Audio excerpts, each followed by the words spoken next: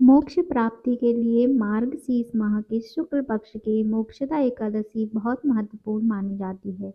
ये एकादशी व्यक्ति को सांसारिक मोह के बंधन से मुक्ति और पितरों को मोक्ष दिलाने वाली मानी जाती है। इस व्रत के प्रताप से व्यक्ति को जन्म मरण के बंधन से छुटकारा मिलता है। मृत्यु के पश्चात उसे बैकुंठ धाम में स्थान मिलता है। इस साल मोक्षदा एकादशी 22 दिसंबर 2023 को है। इस दिन गीता जयंती भी मनाई जाती है। तो आइए जानते हैं मोक्षदा एकादशी की कथा और मुहूर्त। तो सबसे पहले हम मोक्षदा एकादशी 2023 का शुभ मुहूर्त के बारे में जान लेते हैं। 22 दिसंबर को पूजा का समय रहेगा 8:27 से सुबह 11:02 तक और इस व्रत का पारना का समय रहेगा 23 दिसंबर 2023 को दोपहर 1:22 से दोपहर 3:25 तक। तो अब हम चलते हैं मोक्षदा एकादशी की कथा की ओर।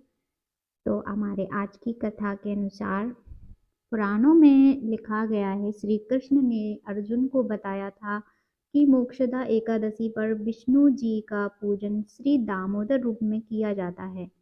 पौराणिक कथा के अनुसार चंपा नगरी में राजा वैखानस नाम का राजा था, जो अपनी प्रजा का संतान की तरह पालन किया करता था। नगर की जनता राजा की प्रजा के प्रति न्याय व्यवस्था से बहुत खुश थी। एक रात राजा ने सपने में देखा कि उनके पूर्वज नरक में यातनाएं भोग रहे हैं। पितरों की स्थिति का जानकर वह बहुत दुखी हुआ।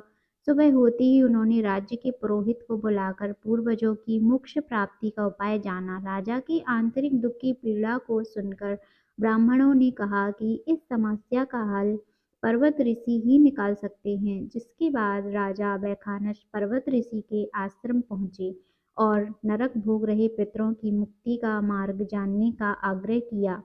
पर्वत मुनि ने बताया कि उनके पूर्वज की ये दुर्दशा उनके पिछले जन्म के किए पाप के कारण हुई है।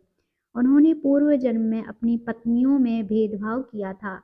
अपनी बड़ी रानी के कहने में आकर राजा के पिता ने अपनी दूसरी पत्नी को ऋतुदान मांगने पर नहीं दिया था।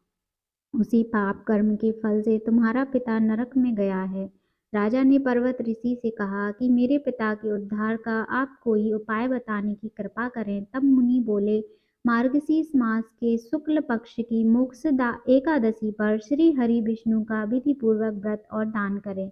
इस व्रत के प्रभाव से पितर नरक से मुक्त हो जाएंगे। मोक्षदा एकादशी पर राजा ने मुनि के कहे अनुसार पूरी विधि का पालन किया, जिसके परिणाम स्वरूप पूर्वजों को मोक्ष प्राप्त हुआ और जन्म मरण के बंधन से मुक्ति मिल गई। तभी से यह उपवास मोक्ष प्राप्त करने वाला चिंतामणि के समान है। अगर आपको हमारी वीडियो अच्छी लगी तो मेरे चैनल को सब्सक्राइब ज़रूर करें।